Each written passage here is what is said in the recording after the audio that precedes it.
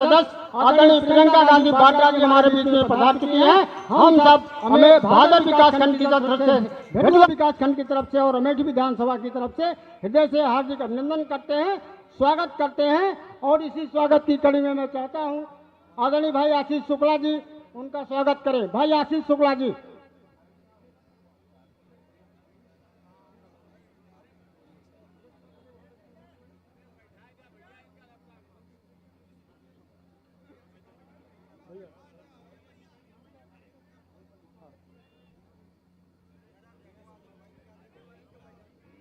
आपके बीच अब आदरणीय आशीष शुक्ला जी।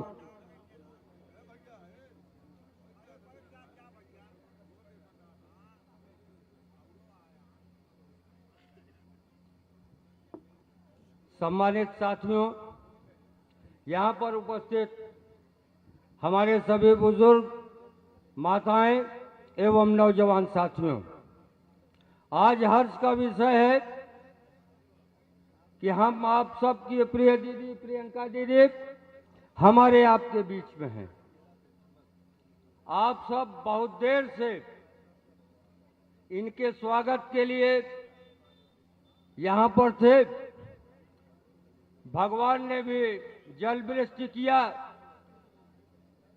आपके इस लगन और प्रेम को देखकर ईश्वर ने भी जल वृष्टि सिर्फ इसीलिए किया कि मौसम भी थोड़ा ठंडा हो जाए ताकि सबको गर्मी कम लगे। चुनाव की बेला है। हमारे आपके इस अमेठी विधानसभा के जनप्रिय प्रत्याशी भाई के.एल. शर्मा जी भी हमारे आपके बीच में हैं। हम आप सब की तरफ से तहे दिल से उनका भी हार्दिक स्वागत और अभिनंदन करते हैं। यहाँ पर हमारे पूर्व विधायक भाई हरचंद यादव जी हैं, समाजवादी पार्टी के इस जिले के अध्यक्ष जी हैं। चुनाव के विषय में बहुत कुछ हुआ और लोग आप सबको बताएंगे। इसके बाद आप सब के.एल. भाई साहब को सुनना चाहते हैं और दीदी को सुनना चाहते हैं। मैं आप सब की तरफ से, जो लोग लाइन में लग के माला नहीं दे पाए, जितने भी लोग यहाँ पे बैठे हैं, आप सब की तरफ से मैं भाई के.एल. शर्मा जी का और दीदी प्रियंका जी का हृदय से हार्दिक स्वागत और अभिनंदन करता हूं। और अब इसी कड़ी में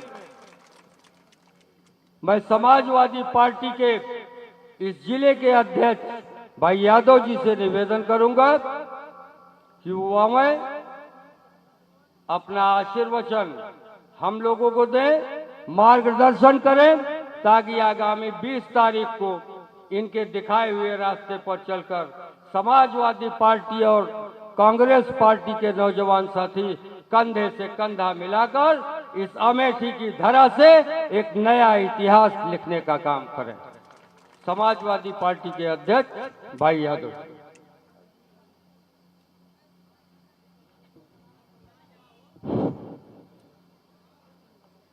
आज सभी हमारे मंच पे बैठे इंडिया गठबंधन के नेतागण और हमारे बीच में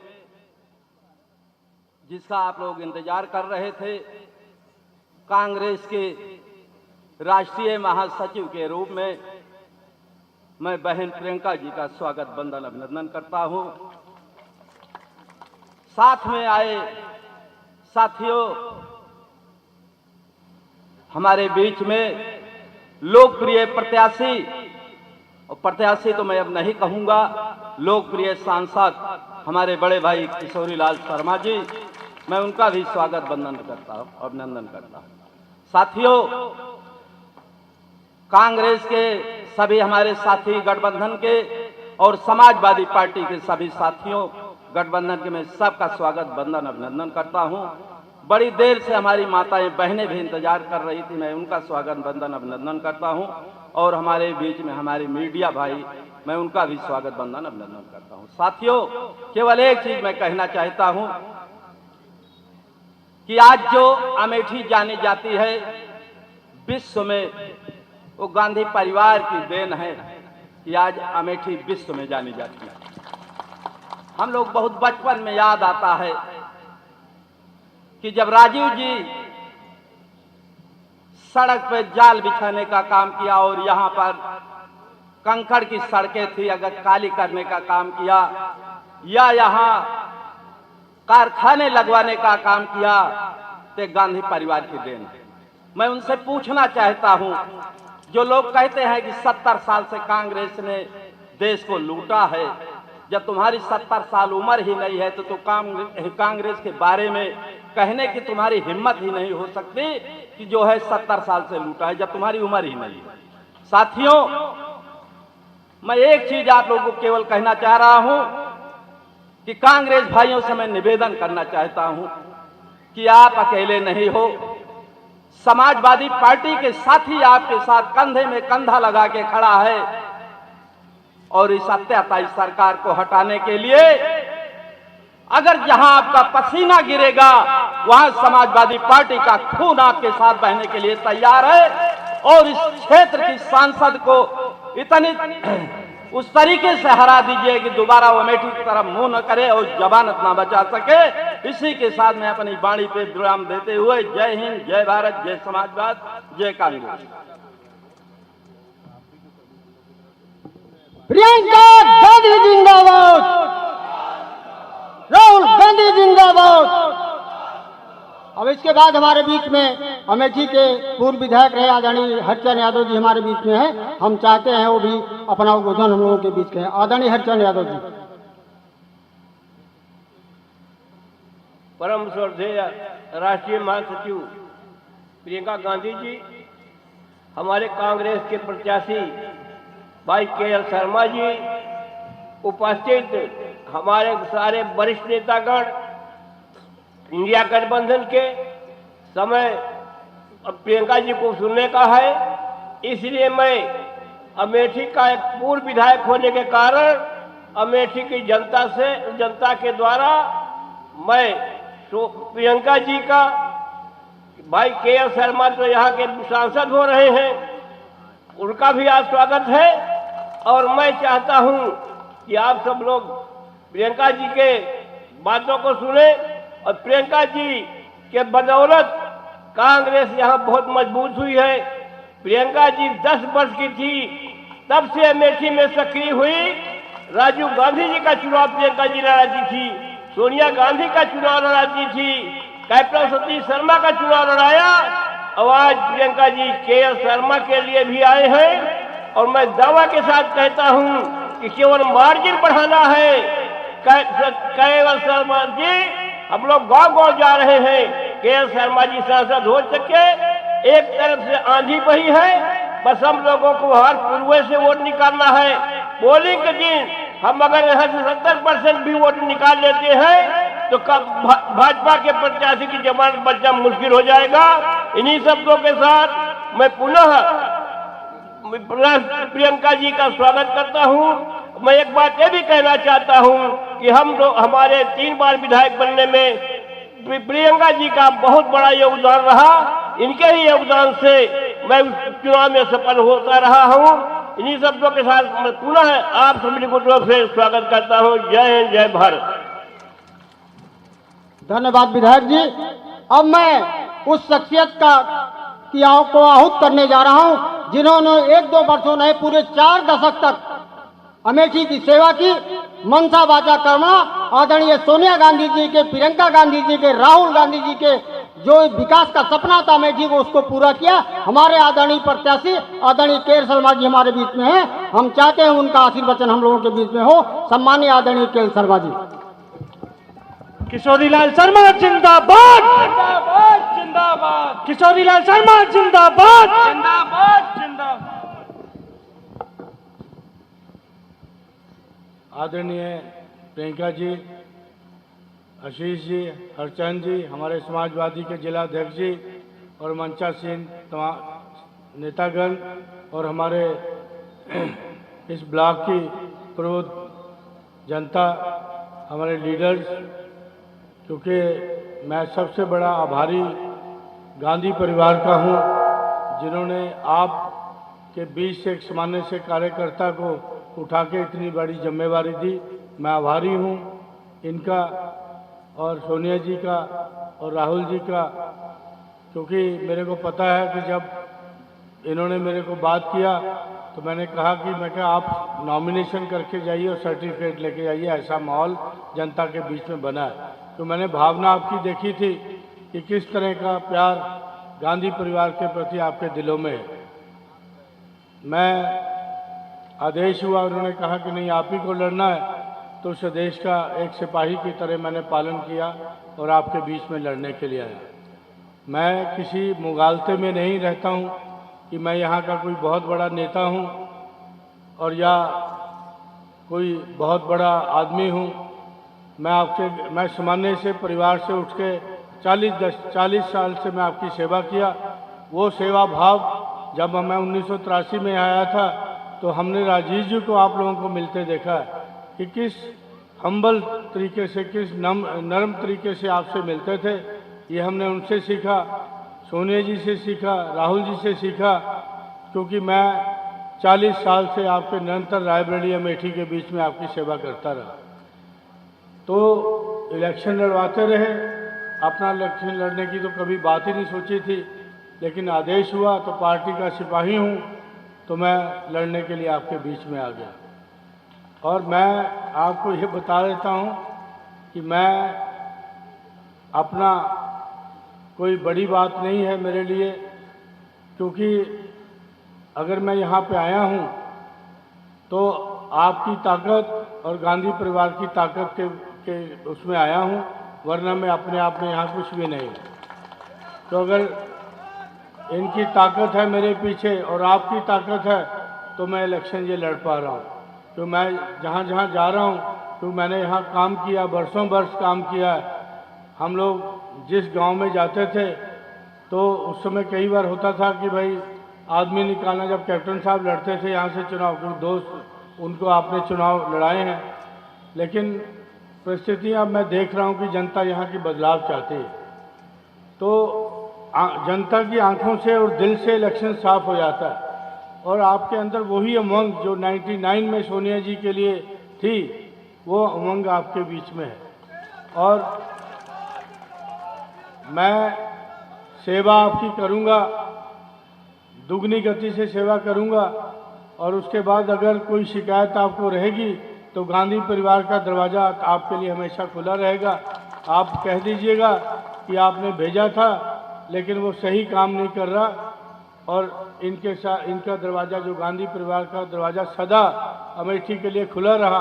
सांसद जहाँ कोई भी रहा, लेकिन उन्होंने कभी अपना दरवाज़ा बंद नहीं किया। वो दरवाज़ा आज भी खुला रहेगा इनका। और मैं कोशिश करूँगा कि पहले तो शिकायत का मौका ना दूँ, अगर शिकायत है भी तो आप इन तक कर सकते हैं, और ये मेरा जो भी इनका आदेश होगा उसका मैं पालन करूँगा। क्योंकि आप ज़्यादा नहीं बोलना है, क्योंकि प्रियंका जी आपके बीच में हैं। तो मैं पुनः आपका आभारी हूं कि आप, क्योंकि बारिश हो गई थी, यहाँ भी बारिश हुई, उसके बावजूद भी आप बैठे रहे, तो इसके लिए धन्यवाद। जय हिंद। धन्यवाद आदित्य शर्मा जी।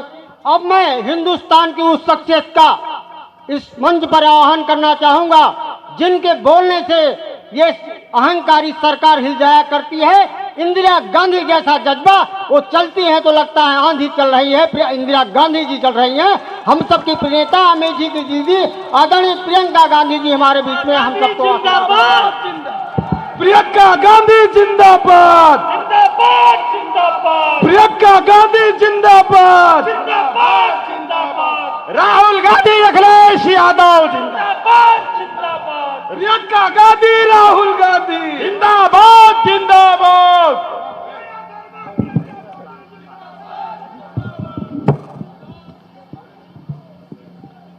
बहनों और भाइयों, मंच पर खड़े मत हुइए, बैठ जाइए। मंच पर उपस्थित सभी नेतागण, समाजवादी दल के हमारे साथी किशोरी लाल शर्मा जी, राम नरेश यादव जी,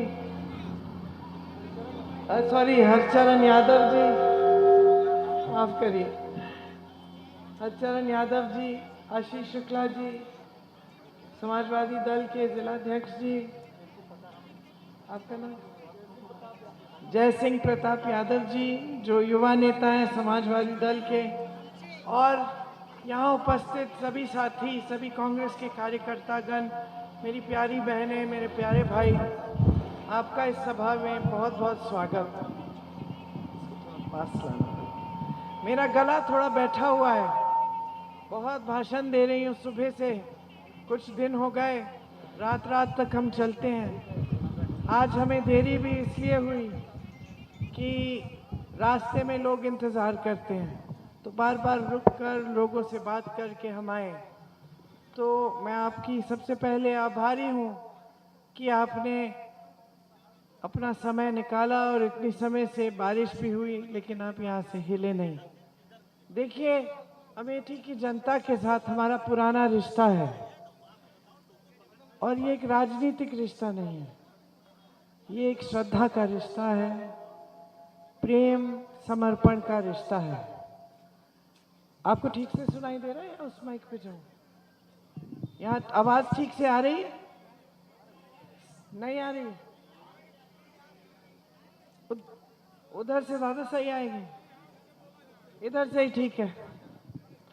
ठीक है, थोड़ा आस्ते बोल रही हूँ इसलिए, जोर लगा के बोलूंगी। सुनिए, पुराना रिश्ता है हमारा और आपके बीच। ये राजनीतिक रिश्ता नहीं है, ये प्रेम और श्रद्धा का रिश्ता है। आपने निभाया, हमने भी निभाया। हाँ, इसमें कई बार बीच में कठिनाइयाँ आई।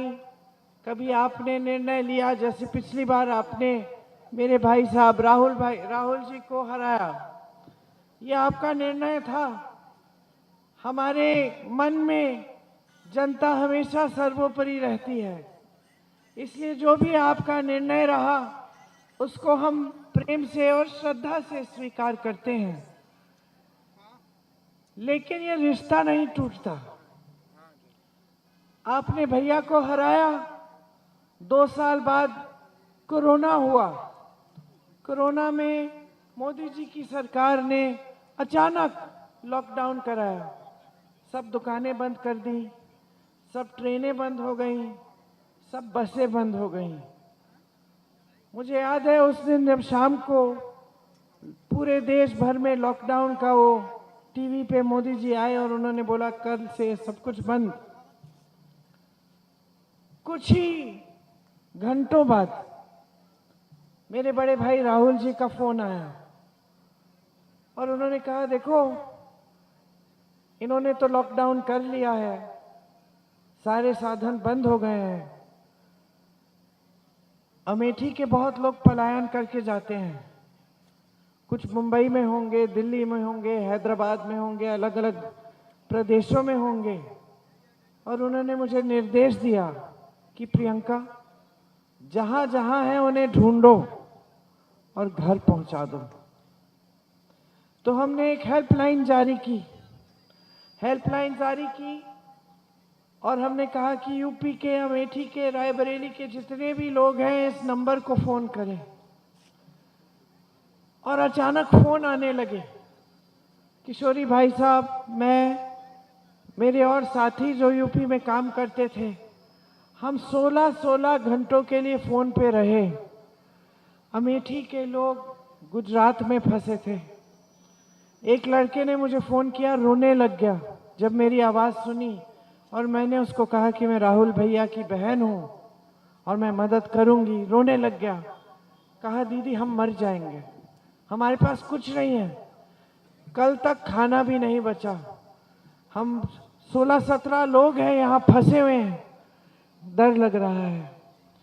इसी तरह से सैकड़ों लोगों को हमने घर पहुँचाया सही सलामत। ट्रेन की यात्रा से, ट्रेन का इंतज़ाम किया, गुजरात से, बिहार से, अन्य जगहों से बस, साधन, जो भी जीप भेजी, और हम लोगों को घर ले आए। तो ये राजनीति का रिश्ता नहीं था। आपने तो सांसदी हरा दी थी, भैया आपके सांसद ही नहीं थे, लेकिन भैया के दिल में सबसे पहले आपके लिए चिंता थी। पिछले चुनाव में हमारे बारे में, हमारे परिवार के बारे में बहुत झूठ फैलाए गए। आपको कैसी कैसी चीज़ें कही कि हम यहाँ आपकी ज़मीन लूट रहे थे, हम यहाँ पैसे लूटने के लिए आए। ऐसे ऐसे झूठ जो शायद ही इस अमेठी की धरती पर पहले आपने सुने हो, क्योंकि ये धरती वैसी धरती थी जिसमें एक अलग तरह की राजनीति चलती थी। मेरे पिताजी जब यहाँ आए, जल्द ही प्रधानमंत्री बने। उनकी माताजी शहीद हुई, 4 साल बाद आपके सांसद थे, प्रधानमंत्री बन गए।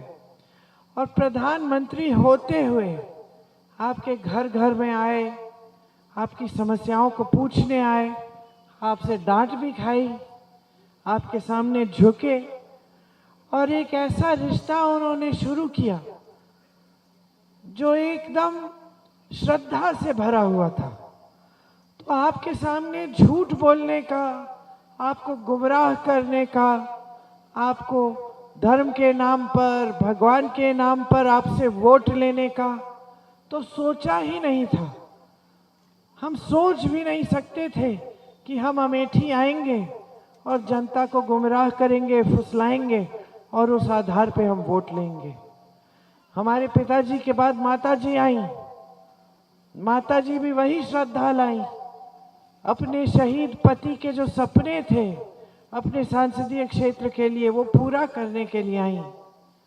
भाई आए, भाई ने भी यही शपथ ली थी अंदर अंदर अपने दिल में कि पिताजी का क्षेत्र है, पिताजी इस देश के लिए शहीद हुए, हमें उनका काम जारी रखना है, उनके सपने साकार करने हैं।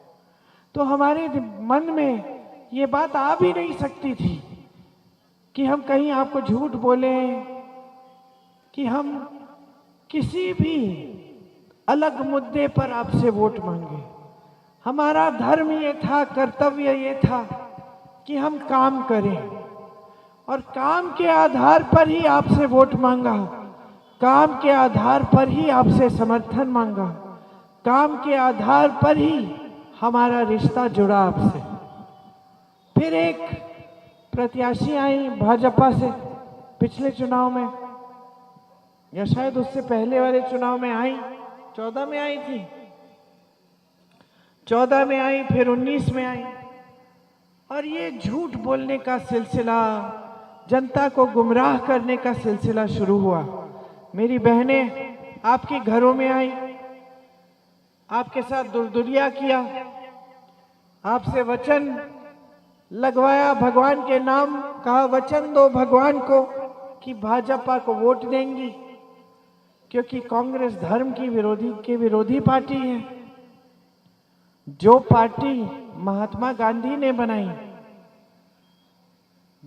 जो ऐसे महात्मा थे कि जब उनको गोली लगी तब उनके मुंह से हे राम शब्द निकले, ऐसे महात्मा थे कि दुनिया में उन्होंने ये आंदोलन शुरू किया, देश में दुनिया में मशहूर हुआ उनका आंदोलन, जो सत्य और अहिंसा पर, भगवत गीता की सीख पर आधारित था। हमारी पार्टी धर्म की विरोधी कैसे हो सकती है? हमने तो हमेशा धर्म ही निभाया है, सत्य के पथ पर चले हैं। राजीव जी ने हमेशा आपको सच बोला, सोनिया जी ने सच बोला, जो काम कर सकती थी वो किया, जो नहीं कर सकती थी उसका वादा नहीं किया। तमाम उद्योग लगे, सड़कें बनी, बिजली की सुविधा जहाँ जहाँ आई, पानी की सुविधा जहाँ जहाँ आई। ये जो आज बड़ी बड़ी सड़कें अमेठी को लखनऊ से जोड़ती हैं, रायबरेली से जोड़ती हैं, पूरी देश से जोड़ती हैं, वो उस समय नहीं थी, ऊसड़ जमीन थी। मुझे याद है जब मैं बचपन में आई, सफेद सफेद जमीन दिखती थी, बुजुर्गों को याद होगा। मैं पिताजी से पूछती थी कि पिताजी ये सफेद क्यों हो रही है जमीन? वो कहते थे कि इसमें नमक बहुत है, ऊसड़ है, उपजाऊ जमीन नहीं है। आज हर जगह आपको हरियाली दिखती है। जो नौजवान है उनको मालूम नहीं होगा, अपने आप नहीं आई ये हरियाली। ये हरियाली तब आई जब राजीव जी, मेरे पिताजी, एक योजना लाए कि यहाँ की जितनी भी ऊसड़ जमीन है उसको हमें उपजाऊ बनाना है। आज आप ढूंढ लेंगे, आपको ऊसड़ नहीं मिलेगी। तो ये जो तरक्की हुई यहाँ की, जिसको बदनाम आपकी सांसद जैसे नेताओं ने किया, ये तरक्की अपने आप नहीं हुई। आपके जीवन में बदलाव आए। मैं जहां जहां दिल्ली में जाती हूँ, एनडीएमसी के कर्मचारी, दिल्ली के कॉरपोरेशन में जो कर्मचारी हैं, मैं पूछती हूँ कहाँ के हो? ज्यादातर अमेठी के हैं, रायबरेली के हैं। क्योंकि हमारे कार्यकाल में बहुत लोगों को रोजगार भी मिला, बहुत काम हुआ। लेकिन पिछले 10 सालों में आपके संसदीय क्षेत्र में आपकी जागरूकता पर आक्रमण हुआ। आपको बहुत बोला गया, गलत बोला गया, और आपको झूठे वादे भी दिए गए। 13 रुपए किलो चीनी, वो वादा याद है आपको? किसने दिया? भाजपा की नेता ने दिया। यही नेता है जब 400 का सिलेंडर हुआ था कांग्रेस के जमाने में, सिलेंडर पे बैठ के पत्रकारों से बात की, सिलेंडर पे बैठ के बोली कि हद हो गई है, इतना महंगा हो गया है, अब 1200 का सिलेंडर हो गया है, मुंह नहीं खोलती। ये वही है जो महिलाओं के अत्याचार के बारे में बात करती थी, और आज हाथरस की महिला के साथ अत्याचार होता है, इनकी पार्टी अत्याचारियों की मदद करती है। उन्नाव में एक महिला को जलाया जाता है, इनकी पार्टी अपराधियों की मदद करती है। मणिपुर में होता है, कर्नाटका में होता है, और इनकी पार्टी जिसने अत्याचार किया उसकी मदद करती है, और ये चुप रहती है, एक लफ्ज नहीं बोलती। पहचान लीजिए कैसी राजनीति चल रही है आप पिछले 5 सालों से आपके क्षेत्र में। मेरी बहनें, आप यहाँ बैठी हैं, महंगाई का सामना कौन करता है? सबसे ज्यादा महिलाएं करती हैं। दुकान जाती हैं, कुछ खरीद नहीं पाती, आधा सामान छोड़ के आ जाती हैं, सोचती हैं कि कोई बात नहीं, बाद में खरीद लेंगे। काम करती हैं, मेहनत करती हैं आपसे ज्यादा, क्योंकि आप मेहनत करते हो। लेकिन आराम भी होता है जब घर जाते हो, क्योंकि महिला है, घर जाती है। यहाँ जो पुलिस कर्मचारी भी है महिलाएं, घर जाती होंगी, बच्चों का देखभाल करेंगी, खाना पकाएंगी, घर की सफाई को देखेंगी। महिला का दुगना काम होता है, पूरा बोझ उठाती हैं, परिवार का, समाज का, देश की नई पीढ़ी की परवरिश का।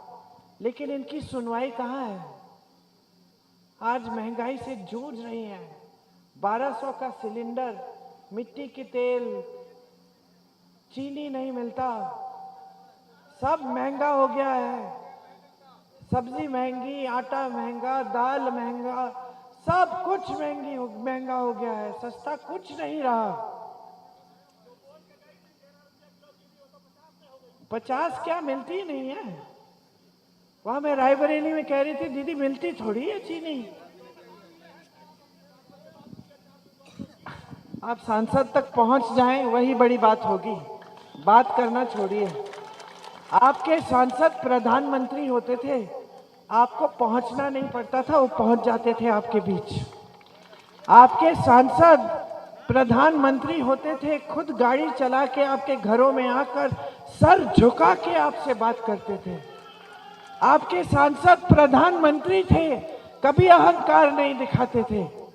आपके घरों में आते थे, आप डांट देते थे कि भैया प्यार तो बहुत करते हैं आपसे, आपने बिजली का खंभा लगाया, इसमें तार नहीं लगाया, वोट नहीं देंगे। याद है आपको? जो बुजुर्ग बैठे हैं, मैं छोटी बच्ची थी, पिताजी को डांट पड़ रही है, मैं तो घबरा जाती थी। मैं सोचती थी कि पिताजी कहाँ, मैं डरती थी जब वो नाराज होते थे और कोई डांट रहा है। पिताजी हंस के बोलते थे कि अरे ये तो मेरा कर्तव्य है, सुनना मेरा कर्तव्य है, और मैं खुश हूँ कि अमेठी की जनता जागरूक है, कि अमेठी की जनता सवाल उठाती है, जवाब मांगती है, विकास मांगती है। ये था रिश्ता आपके बीच में। आज एक लड़के ने क्या फेसबुक पे, क्या संविदा कर्मी है एक प्रमोद तिवारी, फेसबुक पे क्या लिख लिया, एक इनके बारे में आलोचना कर ली, उसकी नौकरी निकाल दी। पिता बीमार है, इलाज नहीं हो रहा है, और क्योंकि उसने एक आलोचना कर ली उसको नौकरी से निकाल दिया। इतना अहंकार है आपकी सांसद का कि उनके पास जाना छोड़िए, अगर आप उनकी थोड़ी सी आलोचना कर लेते हैं, थोड़ा सा सवाल उठाते हैं, वो तो नौकरी से ही निकलवा देती है। और वहां आपके सांसद प्रधानमंत्री थे, मुस्कुरा के जवाब देते थे।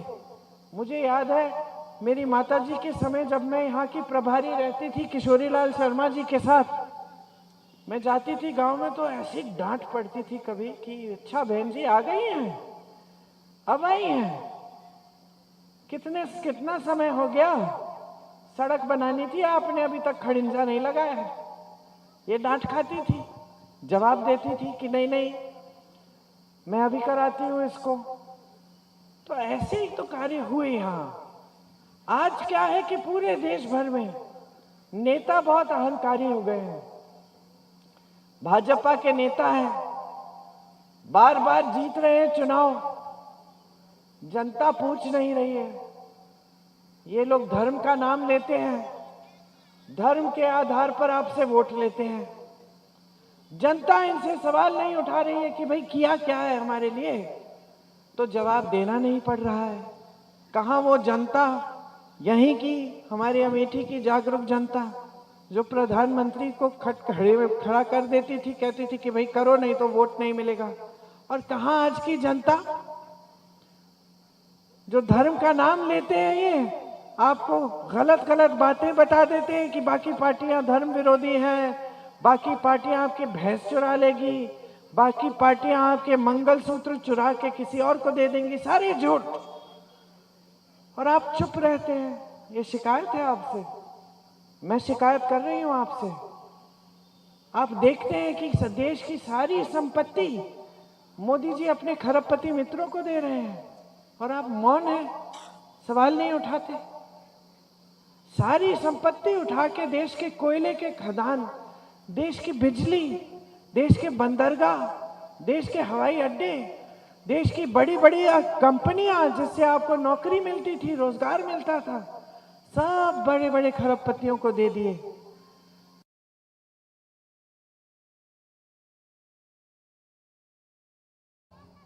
रात को जा रहे हो आवारा पशु से अपने खेतों की रक्षा करने, कोई सुनवाई नहीं है। आप कर्ज उठाते हो, कर्ज चुका नहीं पाते, तमाम किसान आत्महत्या करते हैं, कोई सुनवाई नहीं है, एक पैसा आपका कर्ज माफ नहीं होता। और बड़े बड़े खरबपति, अरबों रुपए हैं इनके, हजारों करोड़ रुपए, और इनके कर्ज माफ हो रहे हैं। 16 लाख करोड़ रुपए बड़े बड़े खरबपतियों के माफ कर दिए, किसानों का नहीं किया। बड़े बड़े सेठों के साथ दिखते हैं ये नेता, हमेशा साफ सुथरे, ऐसे लगता है कि कभी धूल देखी ही नहीं है, किसी के खेत में गए नहीं है, किसी के घर में घुसे नहीं है, साफ सुथरे लगते हैं ऐसे, बिल्कुल पता नहीं मोदी जी तो चमकते हैं। और जब देखो महलों में, बड़ी बड़ी इमारतों के अंदर, कभी इनको किसी किसान के घर में देखा है? कभी किसी के गरीब के घर में देखा है? वाराणसी के सांसद हैं, राजीव जी जैसे आते थे जब प्रधानमंत्री थे, घरों में जाकर आपके साथ चाय पीते थे, समस्याओं को समझते थे। एक बार मोदी जी 10 सालों में किसी के घर गए अपने संसदीय क्षेत्र में? नहीं गए। गरीबों के मसीहा हैं ये, एक शिकन नहीं है। मेरे पिताजी घर आते थे, मैं रोती थी उनको देख के, रोना आता था। 12-12, 14-14 घंटे यात्रा करके आप सबसे मिलके घर आते थे। लोग उनको खींचते थे, यूं पकड़ते थे, उनके हाथ यहाँ यहाँ तक घाव होते थे, निशान होते थे नाखूनों के, उंगलियों के, क्योंकि लोग प्यार से छूते थे, थके हुए लगते थे, खड़ा नहीं हुआ जाता था। पिछला आखिरी बार यहाँ रायबरेली में जब मैंने देखा उनको, किशोरी आप भी थे शायद, हम उनके साथ गए थे प्रचार के लिए।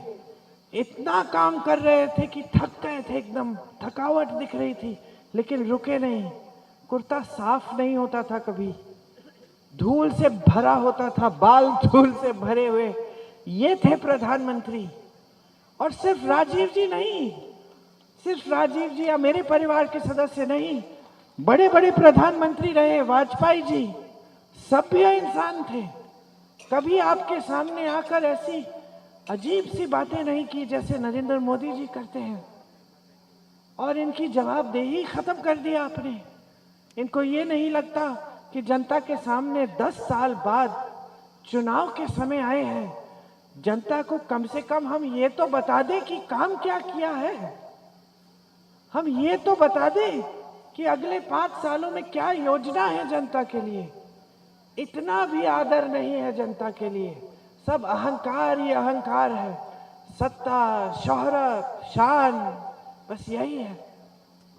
और कांग्रेस पार्टी, आपके सामने हम जितने भी कांग्रेस के नेता हैं, सब सिर्फ एक बात कर रहे हैं कि हम इस देश की संपत्ति वापस आपके हाथों में डालना चाहते हैं। जो हो रहा है आपके साथ वो गलत हो रहा है, वो अन्याय है। जब ये लोग संविधान को बदलने की बात करते हैं, आपके अधिकारों को छीनने की बात करते हैं, आपके आरक्षण को छीनने की बात करते हैं, गलत हो रहा है आपके साथ, अन्याय हो रहा है आपके साथ। जब किसान अपना पेट नहीं भर सकता, खेती में सुबह शाम काम कर रहा है, लेकिन उसकी मेहनत पूरी नहीं हो रही है, ये अन्याय है आपके साथ। जब मेरी बहनें 2 दिहाड़ी नहीं मिलती तो खाना नहीं खाती हैं, ये अन्याय है आपके साथ। जब नौजवान खड़ा है, शिक्षित है, माता पिता ने सब कुछ किया पढ़ाने के लिए, पेपर देता है, पेपर लीक होता है, नौकरी नहीं मिलती, रोजगार पैदा नहीं करते यहाँ सरकार, ये अन्याय है आपके साथ। तो हमने इस अन्याय को दुरुस्त करने के लिए, आपको न्याय दिलवाने के लिए एक न्याय पत्र की घोषणा की है। क्या है वो न्याय पत्र? सुन लीजिए ध्यान से मेरी बहनें। गरीब परिवारों की सबसे बड़ी महिला के खाते में हर महीने 8,500 रुपए सरकार देगी। 1 साल में 1 लाख रुपए मिलेंगे हर गरीब परिवार की महिला को, बड़ी महिला को 1 साल में 1 लाख रुपए। अब आप कहोगे कि अच्छा आप भी घोषणाएं करती हैं, चली जाती हैं, हमें क्या मालूम। तो मेरा जवाब ये है, इसका प्रमाण कांग्रेस की प्रदेश सरकारें हैं। तेलंगाना में, कर्नाटका में कांग्रेस की प्रदेश सरकार आज के दिन हर गरीब परिवार की महिला, सबसे बड़ी महिला के खाते में 2-2 हजार रुपए डाल रही है। कर्नाटका में महिलाएं फ्री घूमती हैं बस में, तीर्थ यात्रा पे जा रही हैं। तो प्रमाण है, करके दिखा रहे हैं।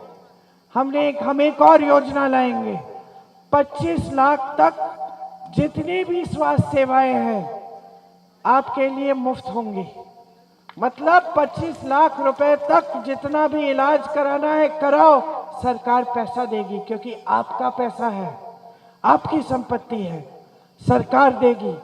ये भी हमने करके दिखाया है राजस्थान में। राजस्थान में ये लागू किया। राजस्थान में ऐसे ऐसे लोग हैं जिनके बड़े बड़े ऑपरेशन, हार्ट के ऑपरेशन, दिमाग के ऑपरेशन हो चुके हैं और उनको 1 पैसा नहीं देना पड़ा। आजकल अमेठी में पूर्व मुख्यमंत्री जी घूम रहे हैं राजस्थान के, वो बताएंगे। रायबरेली में हमारे साथ प्रचार करने छत्तीसगढ़ के पूर्व मुख्यमंत्री हैं। उन्होंने आवारा पशु की समस्या खत्म कर दी छत्तीसगढ़ में। गौशालाओं को मजबूत बनाया, महिलाओं को गौशालाओं में रोजगार दिया, जनता से गोबर खरीदा ताकि आवारा पशु को रखने से जनता को आपत्ति ना हो, समस्याएं खत्म हो गई। वहां के गौशाला यहाँ के गौशालाओं की तरह नहीं है, पानी है, चारा है, छप्पर है, सब कुछ है। और वहां से आमदनी भी बन रही थी महिलाओं की, 60-70 हजार की आमदनी, कम आमदनी नहीं। तो समस्याओं को सुलझाने के लिए नियत चाहिए। तो तीसरी बात हम कह रहे हैं कि जो स्नातक पास नवयुवक हैं उन सबको हम नौकरी का अधिकार दे रहे हैं। आपको भोजन का अधिकार दिया कांग्रेस पार्टी ने। आजकल मोदी जी 5 किलो राशन पकड़ा देते हैं आपको, उस पे अपनी फोटो छपवा के कहते हैं कि मोदी ने भेजा है, ये मोदी का एहसान है आप पे। मोदी जी का एहसान नहीं है, ये अधिकार है आपका कानूनी। ये कानून कांग्रेस ने बनाया था, कांग्रेस ने भोजन अधिकार का कानून बनाया था, आपकी सांसद सोनिया गांधी ने बनवाया था, ताकि कोई भी सरकार आए हमारे बाद, कानूनी अधिकार बन गया था आपका, आपको ये राशन का बोरा देना ही पड़ेगा। इसीलिए मोदी जी दे रहे हैं, मजबूर है हमारे कानून से। हमने रोजगार का अधिकार दिया, जिसके तहत मनरेगा है आपके गांव में, और आपको 100 दिन का रोजगार पक्का मिला, मतलब 100 दिन का न्यूनतम आपको रोजगार मिला गांव में। मनरेगा से सुविधा हुई कि नहीं हुई? हुई ना। आपको मालूम है कि जब मोदी जी आए थे पहली बार प्रधानमंत्री बने, उसको बंद करना चाह रहे थे, मजबूरी से उसे खुला रखा, उसे कायम रखा। मनरेगा जैसे हम शहरों में आपको रोजगार का अधिकार देना चाहते हैं, तो जैसे गांव में मनरेगा है, शहरी मनरेगा बनेगा। उसी तरह से जो मैं कह रही थी, जो नौजवान हैं, जो स्नातक पास हैं, जिन्हें शिक्षित किया है माता पिता ने मेहनत करके, उनके लिए एक अप्रेंटिसशिप का प्रोग्राम आएगा, जिससे पहली नौकरी पक्की और उससे 1 लाख रुपए सालाना नौजवानों को मिलेंगे। खेती के सामान से जीएसटी हटाई जाएगी, सारे खेती के सामान सस्ते किए जाएंगे, कर्ज माफी का स्थायी आयोग बनेगा, ताकि जब आपको कर्ज से राहत चाहिए आप उस आयोग में जा सकते हैं, आपकी सुविधा होगी। आज जब आपका खेत में आपका नुकसान होता है तो भुगतान नहीं मिलता। हम कानून लाएंगे कि 30 दिन के अंदर अंदर पूरा भुगतान मिलेगा आपको। तो ये तमाम स्कीमें हैं जिनको हम गारंटी बोलते हैं, क्योंकि कुछ तो हम आपका अधिकार बना देंगे और कुछ हम गारंटी देंगे कि जैसी हमारी सरकार आएगी हम करके दिखाएंगे। भैया आज भाषण में कह रहे थे, रायबरेली आए थे आपके पूर्व सांसद राहुल जी, वो कह रहे थे कि 15 अगस्त तक अगर हमारी सरकार आएगी, 15 अगस्त तक, इसी साल के 15 अगस्त तक ये जो नौकरियां हैं ये देना शुरू करेंगे।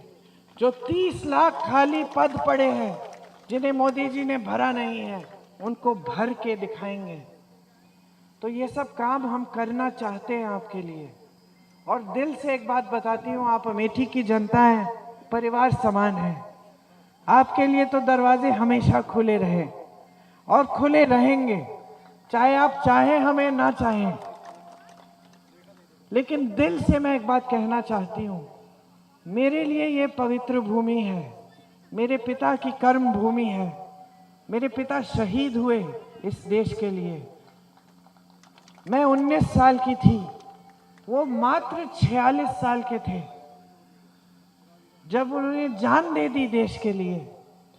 इस पवित्र जमीन पर इस तरह की राजनीति मत लाओ, झूठों की राजनीति, इस तरह की राजनीति जिसके नेता चीखते चिल्लाते हैं, झूठ बोलते हैं, आपको गुमराह करते हैं, मत लाओ। यहां सभ्य राजनीति को रहने दो। चाहे आप हमें चुने, कल किसी और को चुने, किसी और को नेता बनाए, लेकिन सभ्यता होनी चाहिए। और एक चीज होनी चाहिए उस नेता में, जनता के प्रति श्रद्धा होनी चाहिए। यही सबसे बड़ा सम्मान होगा मेरे पिताजी के लिए कि यहाँ अमेठी से देश भर में संदेश जाए कि हमें झूठों की राजनीति नहीं चाहिए। बहुत हो गया, बहुत नाटक हो गया, नौटंकी हो गई, झूठे वादे हो गए। हमें यहाँ वही पुरानी राजनीति चाहिए, असूलों वाली, सच्चाई वाली, जनता और नेता के बीच में पारिवारिक रिश्ता, श्रद्धा वाली। और आपसे कहना चाहती हूँ कि किशोरीलाल शर्मा जी जो अब कांग्रेस के प्रत्याशी हैं, वो इस सभ्यता को समझते हैं। उन्होंने 40 सालों के लिए आपकी हर समस्या की सुनवाई की। आप हमको दरख्वास्त देते थे, हम किशोरी जी को पकड़ाते थे कि किशोरी देख लेना, हमारे जाने के बाद देख लेना, ये काम हो जाना चाहिए। तमाम काम जो आपके गांव में हुए, जो पूरे अमेठी में हुए, इनकी निगरानी में हुए। आज ये आपके सामने खड़े हैं। हाँ, कोई बड़े मंत्री नहीं है, कोई चीखते चिल्लाते हुए नेता नहीं है जो पूरी मीडिया को बटोर के सिर्फ अपनी आवाज सुनना चाहते हैं। आपकी तरह साधारण परिवार के हैं, लेकिन आपके बीच आने की इनकी दिल में श्रद्धा है। हमेशा 40 सालों से आपके बीच आए हैं, आपकी गली गली जानते हैं, यहाँ के एक एक कार्यकर्ता को पहचानते हैं। मैं पूछ लूँगी कि मैं किशोरी जी बताइए इनका इतिहास क्या है, मुझे बता देंगे कि इन्होंने इस चुनाव में ऐसे किया, उस चुनाव में वैसा किया, फिर हमसे नाराज थे, फिर ठीक हो गए, फिर हमने उनकी बेटी को पढ़ाया। ये सब जानते हैं। इनसे अच्छा प्रतिनिधि आपको नहीं मिल सकता। एक ऐसे प्रतिनिधि जो आपके बीच से ही उभरे हैं और आपके बीच ही रहेंगे। तो आप मन बना लीजिए, भारी बहुमत से इनको जिताइए। यहाँ से पूरे देश में संदेश जाए कि बहुत हो गया है, अब हमें सच्ची राजनीति चाहिए। आपने बहुत ध्यान से मेरी बातें सुनी। माफ करिए, थोड़ा जोश कम है क्योंकि गला बैठा हुआ है, लेकिन आशा है कि मेरी बातों पे ध्यान रखेंगे। और 20 तारीख को चुनाव के दिन जब आप वोट डालने जाएंगे तो पहले नंबर पर किशोरी जी का बटन दबाएं। देखिए, पर्चा निकलता है, पर्चे पे भी पंजा होना चाहिए, और जो आवाज आती है बटन दबाने पर, वो आवाज जरूर सुनाई देनी चाहिए। तो ठहरिए, बटन दबाइए, आवाज सुनिए, और फिर पर्चे पे देखिए कि उस पे भी पंजा होना चाहिए। बहुत बहुत धन्यवाद। जय हिंद।